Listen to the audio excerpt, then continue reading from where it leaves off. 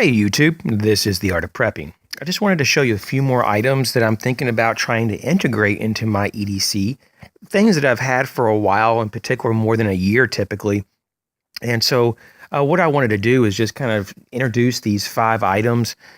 There's nothing like overly special about them or anything. It's more of an entertainment type of video.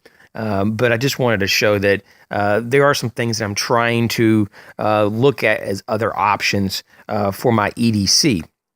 And so in the last video of the EDC, I kind of just talked about the things that worked for me and that I'm going to continue to use, and some of the things that didn't so much work, even though it's more hit and miss, depending on the day and so forth, and how I present, the opportunity to carry those items.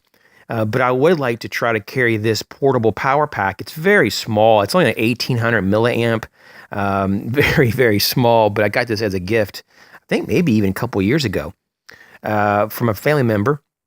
I think it was for my birthday. And, as you can see, I have it charged up, and, it pretty much can only maybe top off a little bit more than half of my phone. I haven't really tried to charge the entire phone off of it, but I would imagine it's probably like between a half and 3/4 of a full battery charge. It could be more, I could be wrong, but I think that's what it is. I don't even know what my milliamp is on my actual phone. I think it's maybe like 2,000 something, but I could be wrong on that as well. I'm no expert on that, but anyways, I just thought it'd be really cool to carry this and the cord so that I can actually charge my phone if I'm mobile. Sometimes I'll be in the woods for an extended amount of time and or traveling to see a friend or a family member.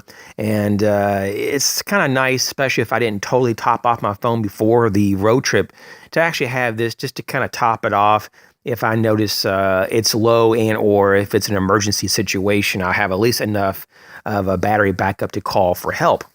So that's the first item. The next item, let me just switch my hands here on the phone, would be, I like to start carrying this Emerson.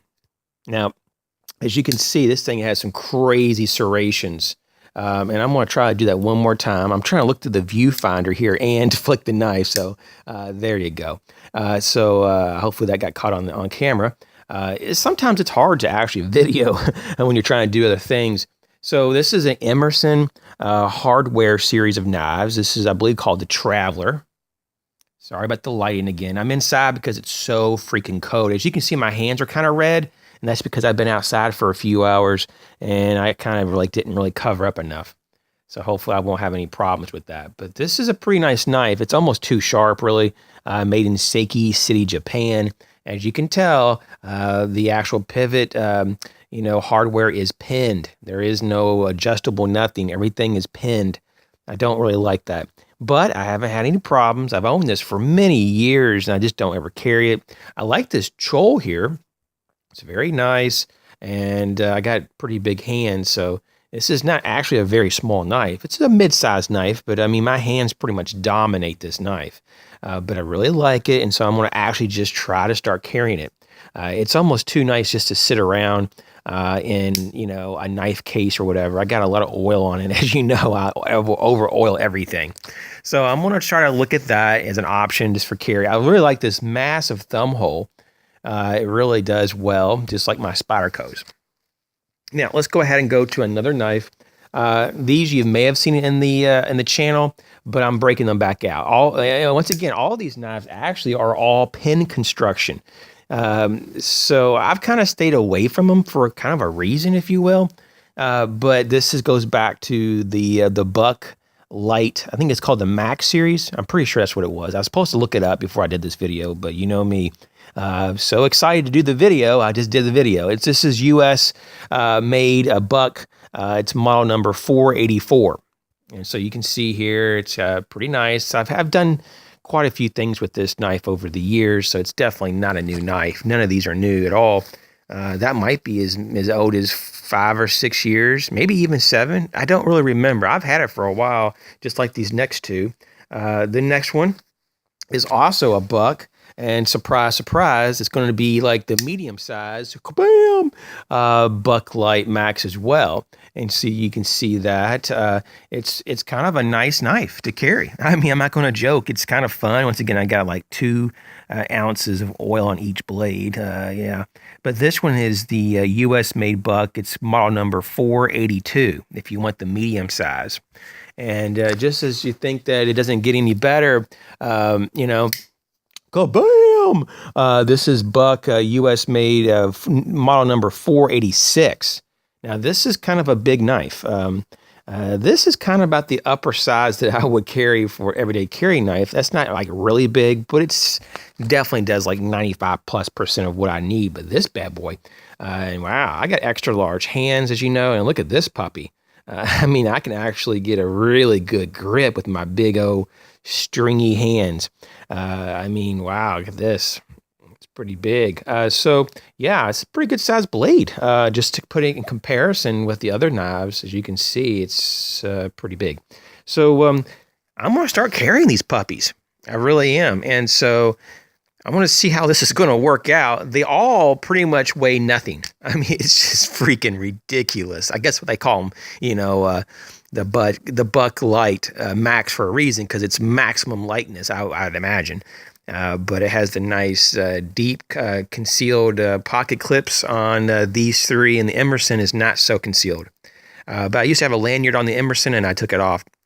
Anyways, yeah, that's just kind of what I wanted to do a little quick video on. Do you carry these? I mean, I used to carry, you know, the small and the medium all the time, years and years ago, and I just put them away.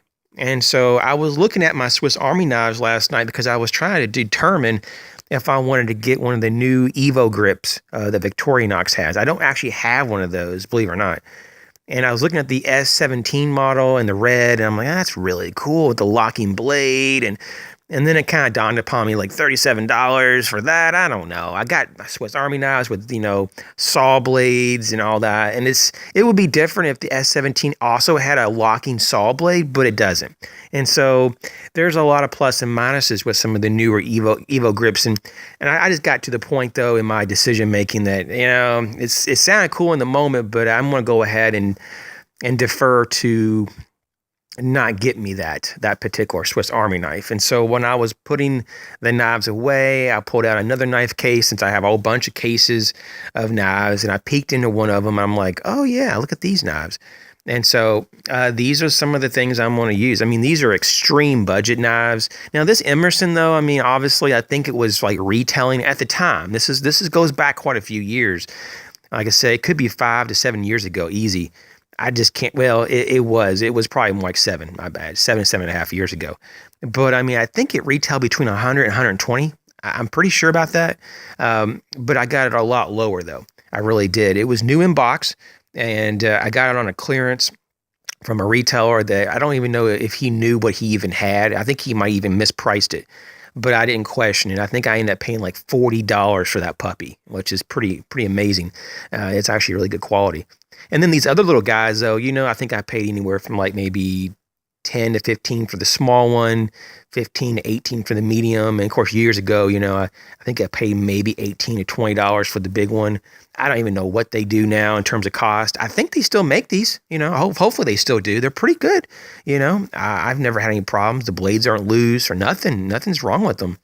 So anyways, I think they all use the 420 HC, the high carbon 420, and it sharpens really easy, really no problem. Now this Emerson uses the Oz 8, as you can imagine, because it's a Japanese knife, but yeah, AUS 8, I believe. And so I mean, that's just from memory, of course, and I think that's pretty much it. That's all I was wanting to say in this video.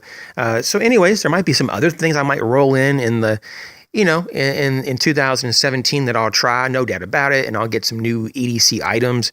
I just wanted to show that there's nothing wrong with trying some new things out to see if things work. If you had a question about this battery thing, it's called, I don't know if it's Ovo Magic. Let me see if it's written out here. You know how they have those, sometimes they have like their, you know, marking on there, you know, trademark or their image, and it's stamping on there. I don't know if it's IO magic or I don't know what that is, but it's like an I \O. At least that's what it looks like. It could be an actual art though. But anyways, it's something magic. And if you can see that, all right, you can see what I'm saying. There's a little bit of like some type of art on in before that word, the art of prepping. But that kind of, anyways, it's cool. It doesn't take almost any time to charge this little puppy up. And so, oh, there's a lot of reflection there, wasn't it?